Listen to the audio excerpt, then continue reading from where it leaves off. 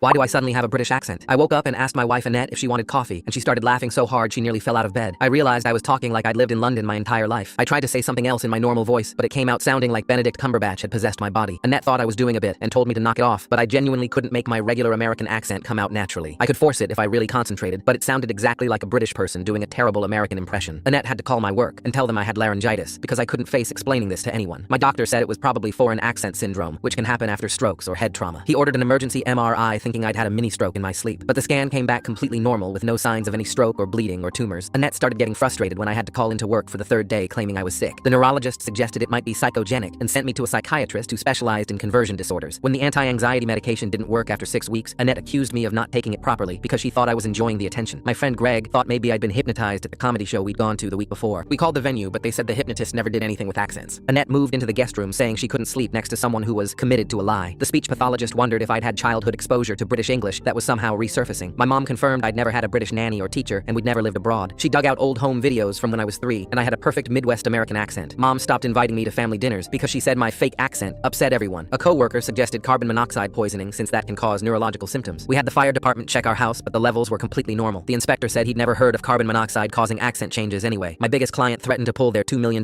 contract because they'd specifically requested American representatives. I tried speech therapy, but the therapist said something strange was happening. I wasn't just speaking with a British accent, but using British grammar patterns and vocabulary I shouldn't even know. I was saying whilst instead of while and spelling color with a U without thinking. When she couldn't help me, Annette said it proved I was doing it on purpose. Then I remembered I'd had dental work done right before this started and thought maybe the anesthetic had caused nerve damage. The dentist said he'd only used standard local anesthetic that couldn't possibly affect speech patterns. Annette found apartment listings on her laptop and didn't even try to hide them anymore. A researcher at Mayo Clinic thought it might be a rare autoimmune condition affecting the brain. They ran dozens of blood tests looking for antibodies that might attack speech centers. Every test came back negative. I got fired the day we lost the $2 million account, and Annette said she couldn't be married to someone who refused to stop lying even when it cost them everything. My sister found an article about people developing accents after severe allergic reactions. I got tested for every possible allergy, but came back negative for all of them. The allergist said food allergies don't work that way anyway. Annette filed for separation, saying she needed to be with someone she could trust. We tried everything from acupuncture to checking for Lyme disease to brain parasites. One doctor even suggested multiple personality disorder with a British alter ego, but the psychological evaluation ruled that out. Every theory fell apart, and I'd lost my job and my wife, and still sounded like I'd grown up in Southeast London. The speech pathologist who'd been studying my case called 6 months later, saying she'd found something in old medical journals from the 1960s. She'd discovered 3 other cases exactly like mine with American patients who suddenly developed British accents with no medical cause. She tracked down one of the doctors. We drove 3 hours to meet him, and he was 92 years old, but his mind was sharp. When I spoke, he grabbed my wrist and stared at me like he was seeing a ghost. He asked me to say, schedule, and when I pronounced it the British way, he started shaking his head, muttering, not another one. The speech pathologist asked him what he meant, and he looked around like someone might be listening before pulling out an old notebook from his bedside drawer. He flipped through yellowed pages until he found what he was looking for, and turned the notebook toward me to show me 4 words that he said would finally explain everything. Full story on the channel below.